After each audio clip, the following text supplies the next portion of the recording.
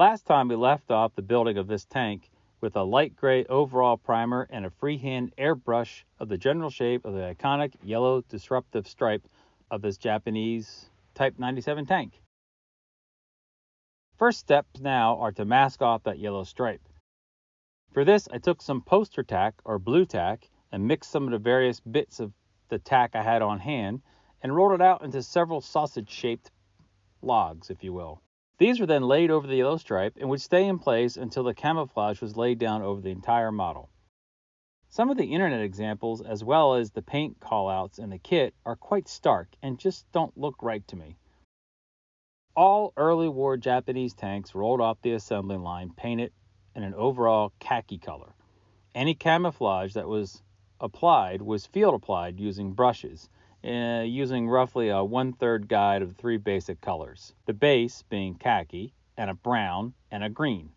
So what I used was a light pale brown color from the Vallejo model range called Iraqi Sand to lighten each of the colors and kind of harmonize them. The base coat of khaki color was made from Russian uniform color, better reflected the color the Japanese called khaki, which has also been described as a willow green color. The order of the next 2 colors isn't important.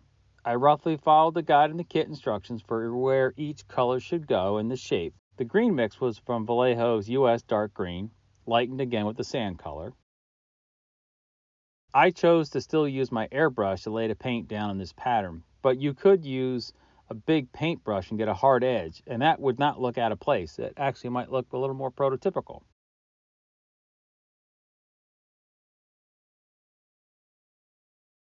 Next, I mixed up some US Field Drab and sand to represent the brown color. Again, I loosely followed the drawings in the instruction booklet, and with this color, you can really see the camo pattern starting to take shape. Off camera, I also sprayed the road wheels, the idler, and the drive sprocket in a mixture of the camouflage colors as I had them in the airbrush. What I basically did was I matched the camo color of the wheel sets to where the main camo color was near where the wheels would later be added to the tank. After all the camouflage was finished, I peeled the poster tack off. And like I always say, if the masking works, this is one of my favorite parts of the model build.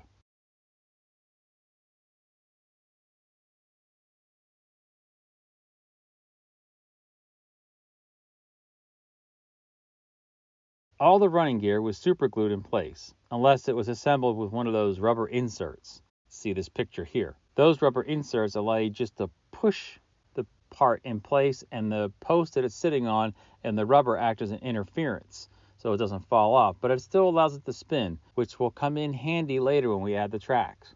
So before weathering, the whole tank got a gloss coat of varnish to protect the paint. I also added the few decals that came with the kit. I started weathering with panel lining. Enamel products like Tamiya's have a long working time, so you can apply it, let it wick, and then come back and clean it up with some odorless thinner at a later date. Next is pastel powders for dusting and some grime. It's a simple process. I use the back of a hobby knife to grind the powder from the artist stick, and then I apply the powder where I roughly want it to be.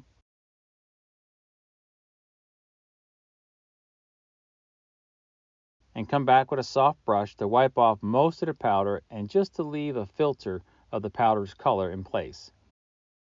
I've tried where possible to pull the powder down from the top of the tank to the bottom of the road wheels to kind of simulate rain streaking of the various grime and dust the tank would accumulate in service.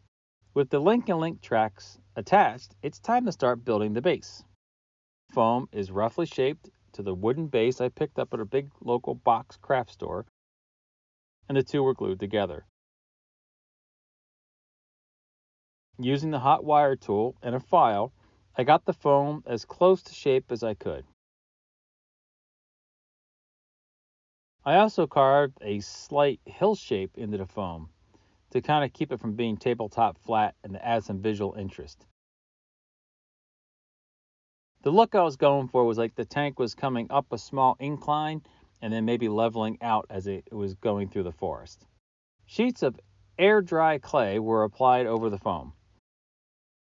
I also shaped a small ridge on the back side of the base. After the clay had fully dried, I sprayed everything with a matte tan color from a rattle can and then came back and added a layer of Vallejo's textured effect paste. It's kind of like icing a cake with dark chocolate frosting, only I don't think you want to eat it. After a short time, let the paste start hardening, say 20 minutes, half an hour, I laid some plastic wrap over the top, and then I pressed the tank into the mud to leave some track impressions. The final effect is more subtle than I'd hoped for, but it's there. While I had the mud texture out, I took the time to take some paste and apply it to the tracks and the lower hull. Some of the mud is just, mud. Some also had some static grass mixed into it to give the look of the grass getting torn up by the tracks and mixing into the mud.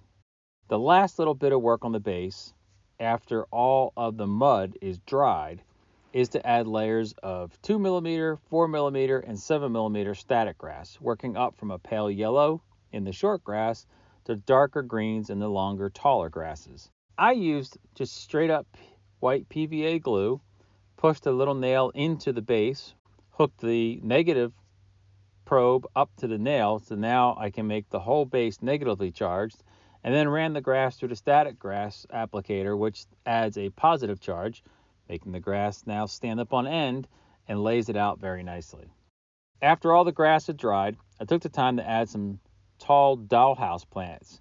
These were listed as corn stalks, so I took them outside and sprayed them up a dark green color, leaving some of the original brown for like dead leaves and whatnot. And then I super glued them into the drilled holes and finally added some clump foliage to the base of the corn stalks, which are now jungle plants. With the base completed, it's time to finish the diorama, and here we have it. The base, the tank, and our painted tank commander and his riders. I hope you enjoyed this multi-part build series. I had fun with this old kit, from the simple build to the 3D printed tracks to the resin soldiers to building the base to running paint through my airbrush. It's all just fun, good, clean hobby. And until next time, happy hobbying.